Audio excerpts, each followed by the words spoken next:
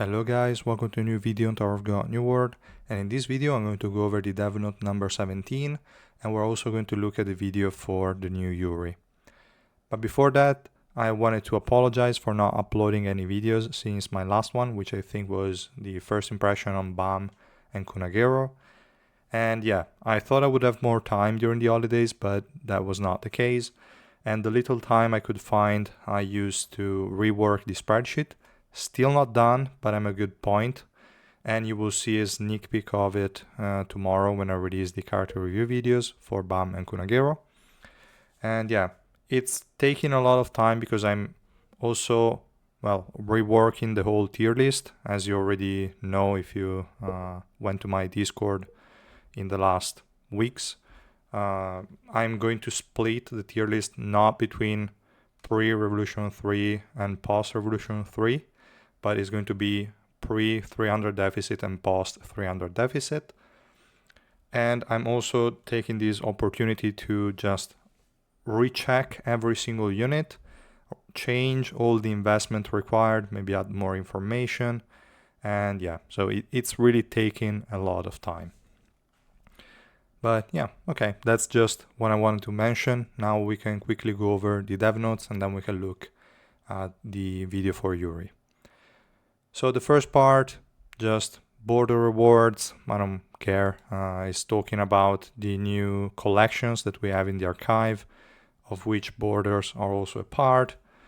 And whatever, I don't care about that point. The second point is the data tower dungeon. Let's have a look at what they say here.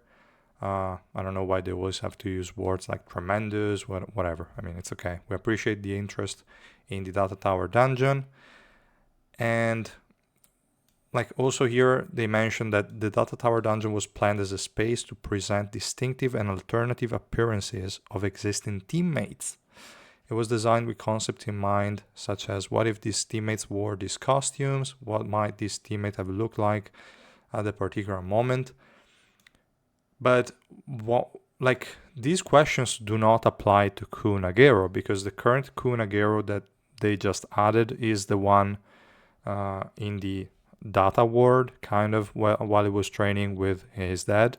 Well, the data version of his dad. So I don't think it fits this kind of theme, but it seems like when they're going to release a new version of a unit that we already have in the game, they are going to do so in this data tower format, which is not a bad thing. I just hope that I read the tutorial at first, because I misused it. I just ran a couple of runs of the lowest level with some of my best invested units, which is obviously waste. And I did a lot of runs without having Rainbow 5 BAM. So that's also a lot of wasted materials. And we only had one refresh. I hoped I could, I knew it before doing that kind of thing, but whatever. Now that I know it, I think it's a fine format to implement. If you have enough investment on a lot of units, you can just put one carry and then some filler units if needed to complete the highest tier of the data tower and get a lot of, or max rewards. I'm not sure you can empty the whole shop, but still you can get quite a lot of them. And you can get up to 11 copies. I don't know if I would use the resources on them. I personally didn't because of the mistakes that I just mentioned. So I used all that I had on the Revolution mats, and I don't remember what else, but yeah, whatever, not on the dupes. So yeah, I don't know if I like this format. I mean, the format is fine because it's 3 dupes, but the fact that that unit is going to be removed and not available, like is just a temporary unit, I don't know if I like it that much. But it's okay. I mean, obviously for spenders and whales, it's fine because you're going to max the unit anyway, but for free-to-play players, it's kind of restrictive. But yeah. What else are they saying? We are planning to release non-event characters through normal summons or related systems, so please consider them within that context. As for the Dot Tower dungeon, we're planning periodic reruns. Okay, that's good. Okay, I didn't read the whole paragraph before making that comment before. This is good. I mean, if there are going to be periodic reruns, hopefully like once every 2-3 months, then that's fine. Especially if you can then pick every single previous unit kind of thing. So that would be okay. The feedback we have received this time included concerns regarding difficulty.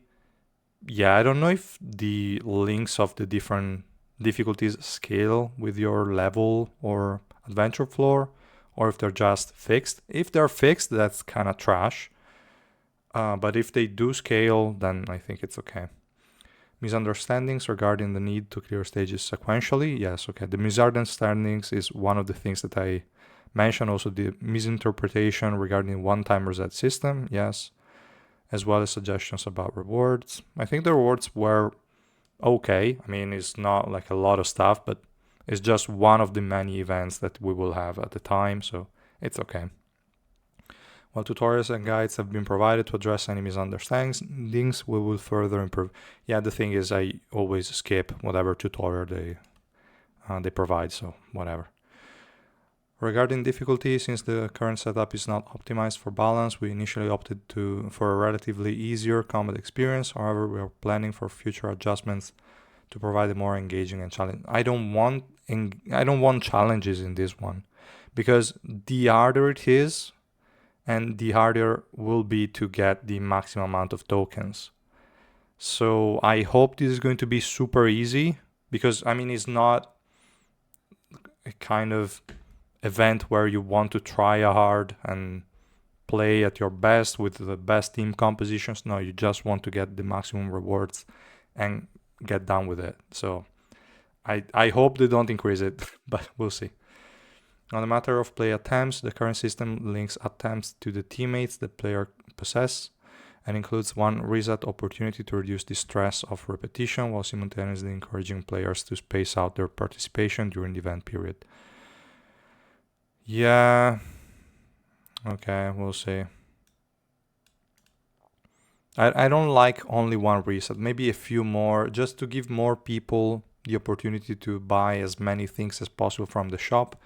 At least all the ones that have a small amount of items, because I think there is one that you can claim 99 times, maybe it was keys or something. It should be like everything can be obtained by most people, but the 99 of the last item kind of thing, I think. But we'll see.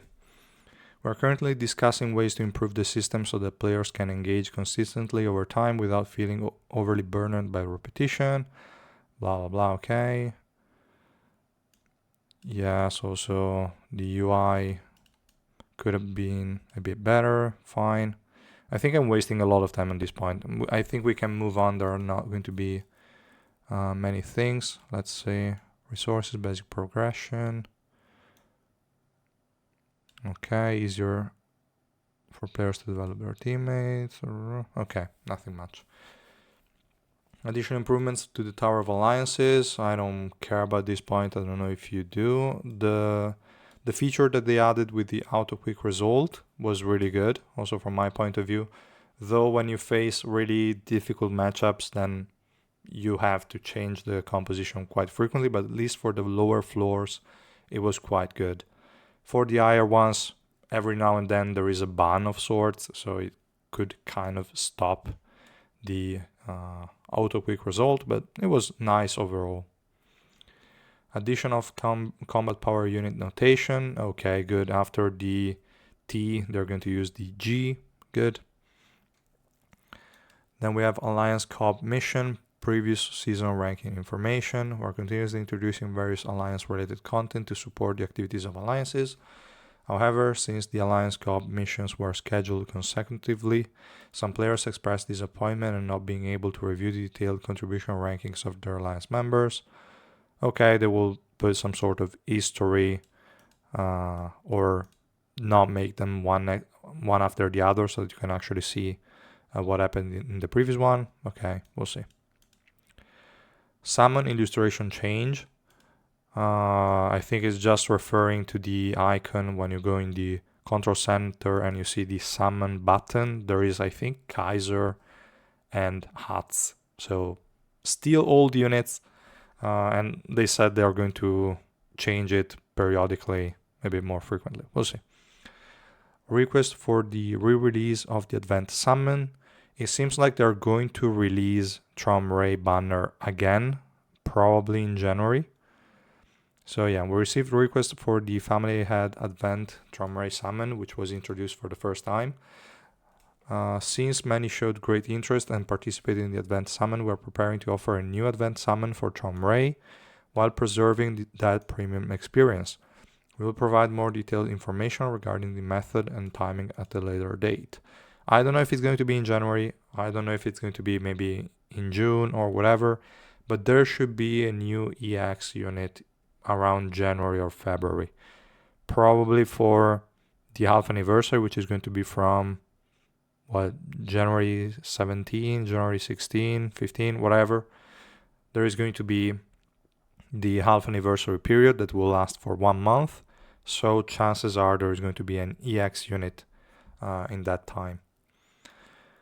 Then we have Ignition Weapon Probability Up event. Seems like a lot of people also asked to have the rate up on more ignition weapons or all of them, possibly, so that you can also pick and choose whichever one you want.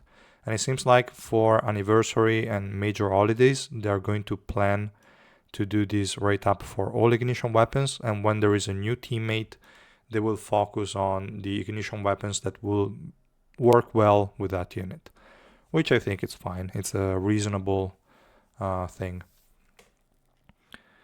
Then there is feature request, volume control during combat. Okay, seems like they will add a button to turn off or on the volume. Fine, I don't think I ever paid attention to that. Improvements to the friend support list. So let's see, received feedback that the friend support list is currently sorted based on combat power. I find it extremely annoying as well. Can sometimes result in situations where the support does not directly assist with your deck. That is true, because you will see the highest combat power first, but that doesn't mean that that unit has ignition weapons or anything. It's just that your friend has crazy high links, and so they are listed first, and then all the others. They should take that unit, put it with your links and your Triessence and your whatever, and then show the combat power then. And at that point, that would be good, but we'll see what they plan on doing. So yeah, they will plan a fix for this and an implementation, and they will give us more information. It's really, really annoying.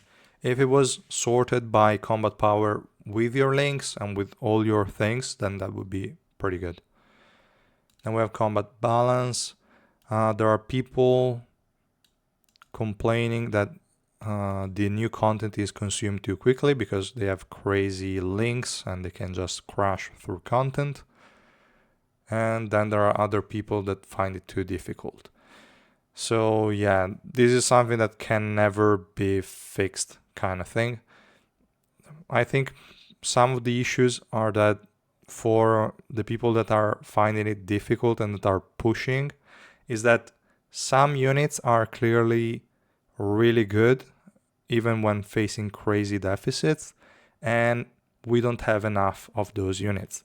So maybe you can always win with 3 teams, but then there are 2 that need to counter or be matched with specific enemies to perform at that deficit that you're trying to push. So you always feel like there are issues and that is more difficult than expected. So I don't think there is much they can do to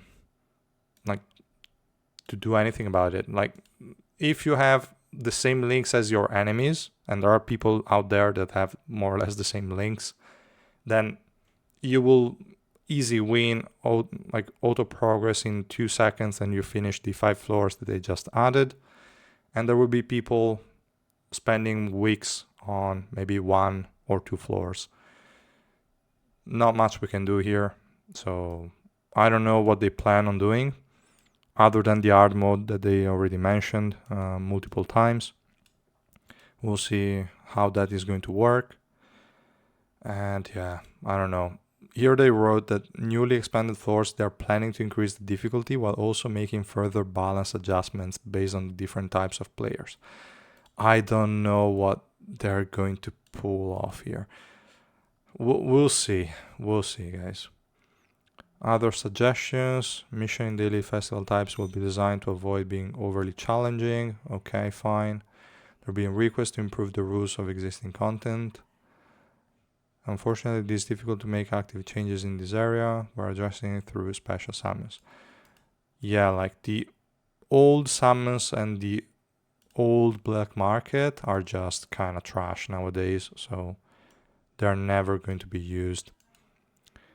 Then we received feedback that the change to the L train was a bit too much and seemed unfair, because previously you had to win 3 out of 5 and now you have to win 4 out of 5.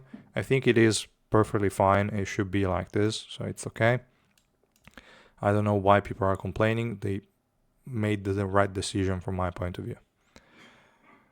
Then the last one, people complained that it's not accessible, the Champions Fight League, and it was never meant to be. They wanted you to use your own links, and so yeah, you have to deal with it. You cannot beat people that have 500 links more than you. That's just how it is. We received inquiries about the release of new ignition weapons. They plan to release one in December as part of the roadmap, but they didn't, and it seems like it's going to be in February. Not even January, February. That's going to take a lot. And this ignition weapon, I hope one of the two is going to help both White and the new bomb, because they don't really have an ignition weapon set that work great with them. So I hope one of the two is going to be that, and we'll see. As for the weapon element changes, we received feedback requesting an auto progress until the desired element is reached. I think it's okay. I mean, I don't even remember when I last changed the element, because we're getting so many pieces that you always have an S rank piece of matching elements. So I don't know. I guess it could be a nice feature, but I mean, fine, whatever. We received requests for the resale of previous costumes. I don't know why they don't leave them permanently in there. I mean, I get I get it that they want to make people pressured to buy them immediately until they are available. But from my point of view, if they just leave them there, people maybe that they, I don't know, start playing, they see old skins and they're like, oh, cool, nice skin, let me buy it. Like, I think it would bring more revenue from my point of view. Just let all the skins be always available and that's it. I get it that you lose the kind of pressure kind of thing, but I think it's, at the end of the day, is better if they're always available. Because let's say I want to buy an old skin because now I think it's cool, but when it was released I was like, well, nothing great, I cannot do it, and that's money that they're not going to receive. So I don't know. We received feedback asking for a high performance version of Yuri. Well, obviously, I don't know why they released the SSR one in the first place. She is really trash, but okay. When the same character appears as a significantly different form from the original, we follow the approach of creating it as a new character. In the next update, we will introduce SSR Plus Kranos Yuri, and further details will be provided in this developer's note, and we're going to look at the video as well. Feedback about Garm's victory motion being awkward was received and fixed. Okay, fine, I didn't even notice that. We were informed that the campaign stamina displayed in the lobby was not synchronized. That's true and was pretty annoying, but okay, fine. The issue with some untranslated text in the tower was fixed. Feedback that the laughter sound of the 003 teammate slightly delayed, synchronized. Okay, fine, just useless stuff. Now here we have January 2nd. So it's not even January 1st. It should have been January 1st, right? We'll see. I will either stream on January 1st or January 2nd based on when this update is actually released. And yeah, so that stream will be there. And we'll see. New teammate, again, SSR Plus. She's going to be a yellow element, magic type. I don't know why they released like 3 SSR Plus. Well, no, actually, wait. White was before the collab, but Alice is still magic damage. So Alice is magic damage, Bam is magic damage, Yuri is magic damage, White is also magic damage. A lot of magic damage dealers, and we don't really have a set that synergizes well with them. But it's okay. I just don't see how she is a magic damage dealer. She just punches people, but okay. And she has a passive skill that activates at the start of the battle that triggers the area of effect special move Kranos, which not only inflicts damage on all enemies but also decreases or blocks their HP recovery, rendering healers' abilities ineffective early on. This allows your team to seize the upper hand on the battlefield as a formidable counter to troublesome healers. Kranos Yuri is one to look forward to. Now, the design, pretty good. I will definitely say that this design is nice. Also, the animation that we see here, it's okay. Not bad at all. The skin is also really good. I might buy it. We'll see. And then again, the animations with the skins. We are going to look at a video later. Let's first finish the dev notes. And I have a few considerations, but again, after the dev notes are finished. First one, return of Gastang's Secret Home campaign and launch of a new event type. So, okay, we have the rerun of the previous event. Fine, just the usual stuff with rewards. The Tap Tap Plus also seems to be coming again, which is not bad. I got a lot of green and orange mats from it, so it's fine. When there is additional free stuff, is always good. What else do we have here? We don't really care. The costumes are going to be a rerun, so the one for Gustang, Blanc, Verdi, and well, we don't care about the Granny, but okay. In addition to the simple rerun, the previously introduced Tap Tap Plus event and the newly launched Shining Tree event will also be available. Shining Tree event allows you to gather light powder to complete the tree and earn rewards for each stage. It's okay, one random SSR plus, a few boxes, random SSR. Doesn't seem like there is a lot of stuff if that's all there is to it, but we'll see. Additional rewards will be provided by the Snowman Rack during the event period. Okay, and we'll see. Adventure and Trial Expansion. Okay, they're going to bring it to 150 and 1150 for the trials. Fine. And what else they say? Adventure and trial content are meant to be the core experience of the game. Yes. Well, I'm not sure for the trials, but definitely for adventure. Therefore, while we focus on increasing the content volume, the appropriate level of difficulty remains a challenge. Yeah, for the upcoming update, the balance settings remain similar to previous ones. We're currently discussing whether to primarily increase the difficulty of the newly prepared hard mode or to make adjustments to the normal adventure mode as well. I don't know. We'll see what they come up with and what they decide. I don't really have a opinion on that at the moment. I'm also not tryharding anymore, not pushing that hard, so I'm not sure what I would prefer either. Giga Boss Battle Season 3. I don't know if there is anything important here, but we'll see. The Giga Boss Battle will return with Season 3. Since the start of the previous 2 seasons, we've divided the competition into server groups. Okay, that's also good. Similar to the rank arena. Okay. And there are also further improvements. We have implemented damage adjustments for each competition group, making the global cumulative damage rewards more dynamic and competitive. Servers within the same competition group will follow the same rules to ensure fairness, while servers in different groups will have adjustment factors applied. Okay, so they divide you in group, but then there is still the global ladder.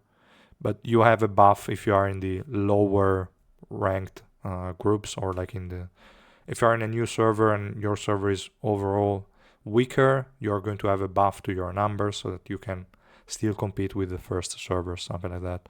To enhance ranking differentiation based on max damage achievements, we will now display the remaining time for rounds 1 and 2 on the results screen. This will allow for greater differentiation. Okay, so if both complete the same damage, then the one that took the shortest time will win. Pretty obvious. Okay, good. And then we'll see. We have streamlined the process by saving the player records for both round 1 and 2. So we'll no longer have to set up a new deck each time. Yeah, good. Tower Race Season 4. Okay. Let's see what the improvements are. Biggest change this season is that the final clear time for each stage will now be stored separately. Okay. So that you can clear it multiple times and just maybe do the first one over time and then try to hardcore it and clear it super quickly the second time. So yeah, previously the ranking was based on the total time from the start to the final completion, which created a significant burden, as once you start a battle it must be finished in order to compete in the rankings. With this change, players can now compete for rankings even if they only have a short burst of time to play. Okay, so the clear time of each stage, so you don't even have to retry it, it's just it will take the actual playtime of the fight. So the stronger the comp and the shortest time you can clear it, the better for the total time. It will just remove the setup of the deck, the wait for the next stage, etc, etc. I'm curious to see what's gonna happen. Please note that for this season, the time calculation for multi-deck section will only consider the time of the final victory in the last round. We'll see what's gonna happen there. In the next season, the time for each round in a multi-deck will be added together. So please be mindful of this rule in Season 4. Okay, so it seems like when you start the multi-deck battle, if it takes like a lot of retries for one of the battles, then it's going to have an impact on the total amount of time for that stage. Interesting. We'll see exactly what it's gonna look like, but it's just for the ranking, so I don't really care. It's not gonna impact the completion rewards or anything. Then we have New Year Exchange Shop, and these is where we're going to use the coins that we've been receiving. I think I saw some people asking also on Discord where to use those coins, and we still cannot. Obviously, we have to wait for this shop that is going to be released next update. They also mentioned it in the pop-up of the event or the mail that they sent. So yeah, we cannot use the coins yet. We're going to use them in this shop that we can see here. And the things we can claim doesn't even look too bad. We have 2 SSR Plus selection chests. We have up to 10,000 orange revolution mats and some more keys and stuff. Not too bad. And we'll see what else they're going to add, but I don't think there's going to be much more here. Then we have other events. There's going to be fish slapping dance. Fine. Then there is the Shinsu purification event. I don't really like this event. You have to spend a lot of Shinsu a lot of Suspendium for kind of not many rewards, so I don't really like it. And then there is going to be a rerun of the Lopobia Ren fight. Let's see what extra details there are for the major content that is currently under development. They're going to remove the battles from the loot reward screen, so that is going to load a lot more quickly. This is really good. Hajin Sung Fog recruitment event. They kind of try to make it easier to find masters and pupils so that you can complete the event more reliably.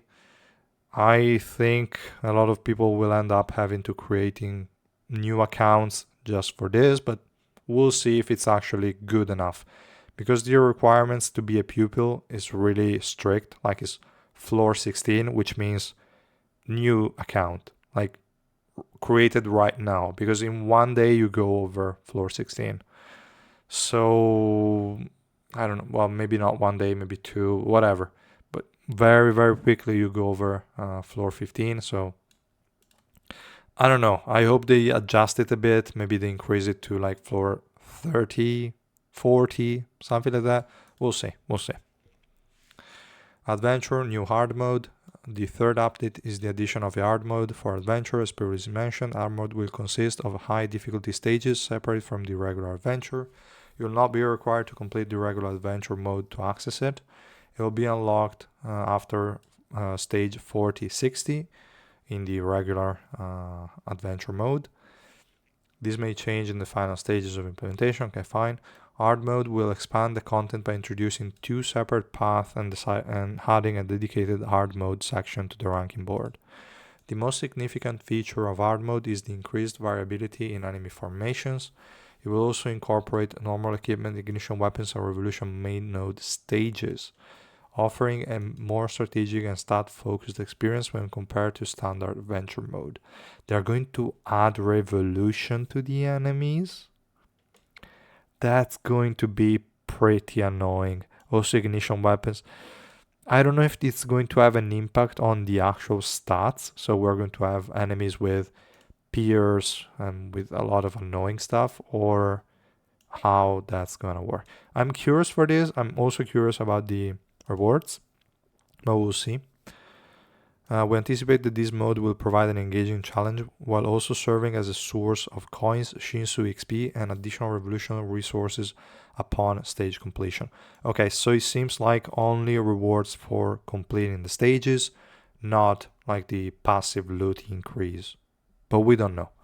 We aim to launch hard mode in mid-January as part of the 1.5 anniversary celebration, with a fallback plan to release it in February. Okay, fine. Probably is going to happen in February then. Alliance Fleet Battle development news. And following up on the previous developer note, we would like to share the latest news on the Alliance Fleet Battle.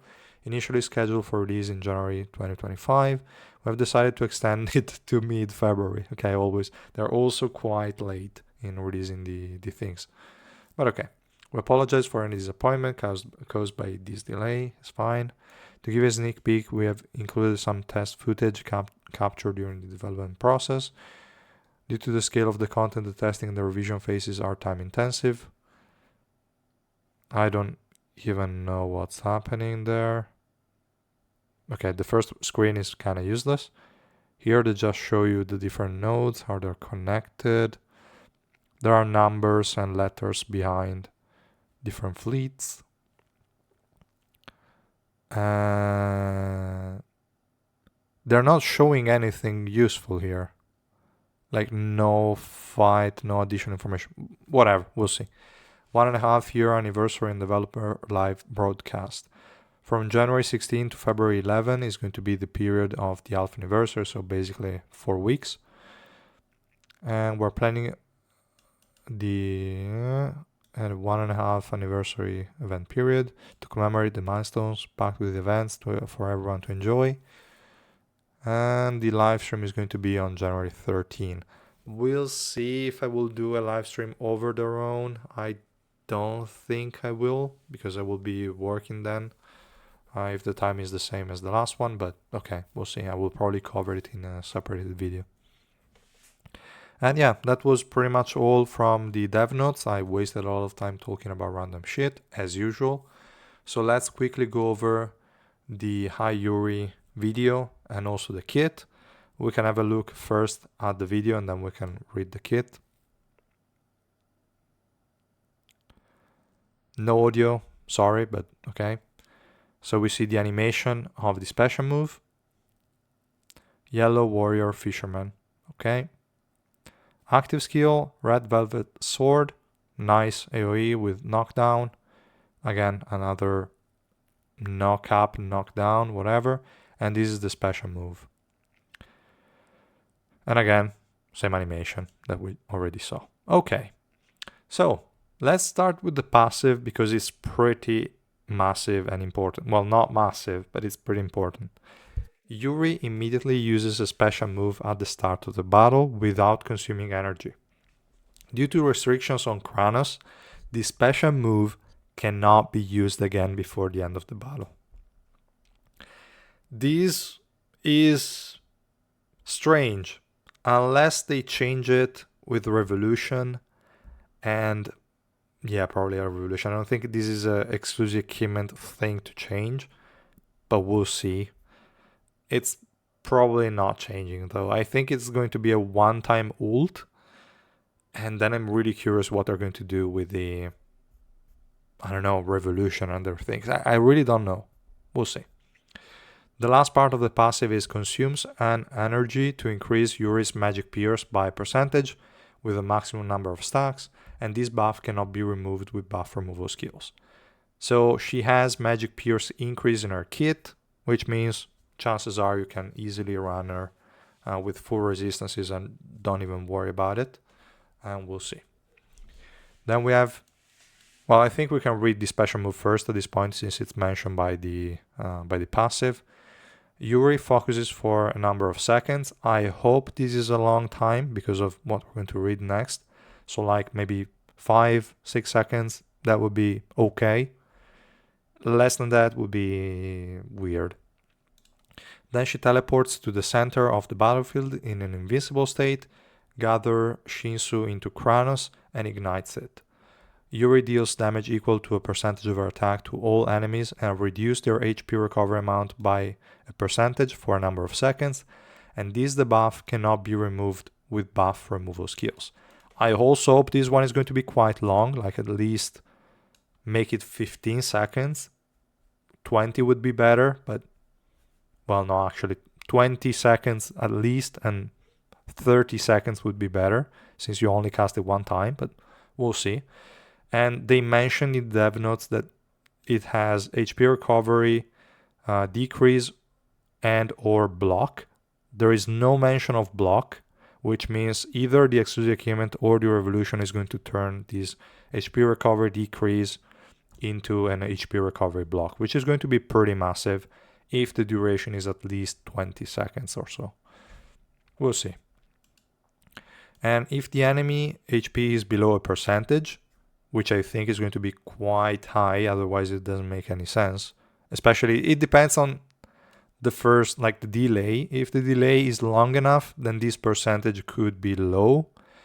If the delay is low, then this percentage has to be high. Like if it's after 3 seconds, then this better be a 70% or so. Otherwise, you're never going to proc this insta-kill.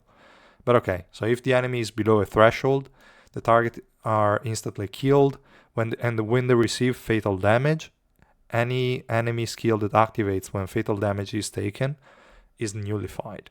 So for example, a Karaka that has a revive, or probably even the Revolution 5, I think, for Hayura is also going to be nullified. So those kind of revive is pretty interesting. I don't think it's going to nullify the revive that Yura provides to somebody else, only the self-revive from the Revolution. But I don't know, we'll see. We'll have to see how that works. If they do it correctly, this is a pretty nice special move, even if only able to cast it one time. But I just hope they don't have some weird numbers. Then we have the first active skill here. She's going to swing her fist a number of times, triggering Shinsu explosions that deal a percentage of her attack as damage to enemies within range, knocking them down for a number of seconds with each hit. And when the Shinsu explodes, Yuri steals, good, a percentage of the target's magic resistance and physical resistance. Really, really good. It works as pierce for both magic and physical damage teams, and she's also increasing her own resistances. So overall, really solid. I hope this is at least 40%. I think even Reflejo has like 45, so she's an SSR plus. She has to have at least the same or a bit less. Like 40% to me is fine. Then we have Red Velvet Sword. She's going to be immune to status effect and launch a Wave Feast at the furthest enemy, dealing a percentage of her attack as damage to enemies in range and knocking them down for a number of seconds. and then creates binding shackles on the target for a number of seconds, which lock the enemy for, again, a number of seconds if they use an active skill and nullify it. This is pretty good to have an active skill block kind of CC. Not bad. So overall, the kit is good. Looks good. She seems to be more of a utility unit than a DPS one. We'll see if she can because she has magic pierce, but she doesn't have any kind of attack increase, as we can see here. So unless they give her crazy attack in Revolution that she can easily stack up and have huge amounts of it, I don't think she's going to be a DPS unit. But as a utility unit, she has good CC, she has the resistance shred, and she also has an HP recovery decrease or block, which is really good. And this binding shackle mechanic is also nice. So a lot of potential for her to be crazy with Revolution and exclusive equipment, but they could also easily mess her up. So I don't know what to expect. We just got a really good unit like Kunagero is an amazing unit that also has an HP recovery block in his kit and is quite reliable. So I feel like this is a bit redundant, probably not that needed. One thing is for certain, the AoE is massive and you're going to apply it to every single enemy, which helps. I think she's going to be really beneficial as a unit. What I also think is that she's not going to be a frontline unit for your team, mainly because she has this delay at first. So I don't expect her to move forward and take aggro. She's just going to stay wherever you place her, charge up, and then teleport to the center of the battlefield. Which means if you don't have any other frontline unit, the whole enemy team will just crash into yours, which is not a bad thing, I think, for most yellow teams. I think there are times where you don't even run a frontline unit. You can just put a bomb in the center and whatever. And this could be the same scenario, like you can have a Hirang to keep all the enemies grouped up and away from your backline, and then just do it without a tank, or just wait for Yuri to actually go in the middle of the enemy team and draw some aggro. Then that's kind of the idea. I think she will work really well with Hirang, just by the look of it, but we cannot really be that sure. Looking forward for her final kit. Really, really solid. She could be amazing, but she could also be just a useless one. Now, the last topic that I want to quickly mention is there is this notice that they released with more information on the pouches and the missions. For the missions, again, not much to say actually. It's just the way that we're going to get the celebration coins. Fine. There is the New Year exchange shop. They only briefly mentioned the title, the SSR Plus selection chest, and the master key that we already saw in the previous screenshots. So that's okay. Then we have Happy New Year bundles. Seems like we have these lucky special PK, whatever. And we can only buy it, it seems. It's 1 token per $12. You can buy a maximum of 5, and you're going to get one of the random good packs that they kind of released in the past. And we're going to have more information here with also the percentages. There is, like, worst case scenarios, you're going to get a lot of Revolution, a lot of normal summon tickets, which for that price is not too bad, even if you're unlucky and you get one of those. This one is probably one of the worst ones. 4 selection SSR selection chest and 11 tickets and 180 SSR soulstone. They're kind of trash. This one is okay for that price, I'd say. This one is also nice. This one is good. This one is obviously great. Like, this is a shit ton of tickets and a shit ton of suspensions. So if you are lucky, but you probably won't, this is a really good one. This is also really good. A lot of mats. So overall, they're not bad if you are willing to gamble a bit, and most gacha players are. So they're not bad. It's just a shame that you don't even get maybe one for free, but we'll see. Now, let's see what else they have here. Some random packs. I'm not going to go over all of them. What I'm going to go over is this one. And the whole reason why I went over this tab, which I normally wouldn't, is because of the pouches. Now, we had pouches in the past as well, and we could buy unlimited amounts of them as long as we had the suspension for it. Now, this is capped at 10 times. This is so disappointing. I saved up hundreds of thousands of suspendium for the pouches, and I can only spend 5k. That's really, when I saw it, I was like, no, why do they have to do that to me? Like, I was literally willing to invest 500,000 suspendium on the pouches. And I cannot do that. So I'll see what to use it for. But at least here we have the materials or the things that we can get from that. And it's not even anything insane. I mean, for 500 suspension, I think everything you get here is definitely worth it. This one might seem like an okay thing, but this is like 800. You can literally, because one of them is 80 suspendium, 10 of them is 800. So this is barely worth what you're paying, which is trash. Shinsu, whatever. This one is nice. This obviously is a 10 pool at the price of 1 pool, and this one a bit like a 1/6. So still okay. These ones are fine. Obviously this one is a steal, but I mean, you can only buy 10, and the rewards would have been fine. Like, if you could buy unlimited amounts, then that would be amazing. Like this, I don't know. I mean, even if you are lucky, you're not really getting a lot of stuff. I really hope they're at least going to add a 0 here and make it 100. Otherwise, 10 is really too little. But yeah. That's more or less it, guys. I don't think there is anything else to mention in this video. I will see you tomorrow for the character review videos. So thank you so much for watching, and yeah, take care. Bye.